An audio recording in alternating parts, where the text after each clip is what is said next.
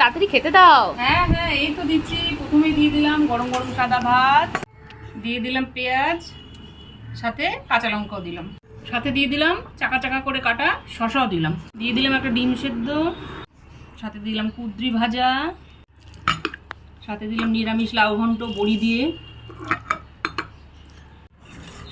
দিয়েছি রুই মাছের মাথা করেছিলাম, শুধু মাথা, আলু টালু কিচ্ছু দিইনি, একদম কষা কষা করে করেছি। দিয়ে দিলাম বিগ সাইজের পাবদার ঝাল, আজকে ঝালটা সর্ষে পোস্ত দিয়ে করেছি।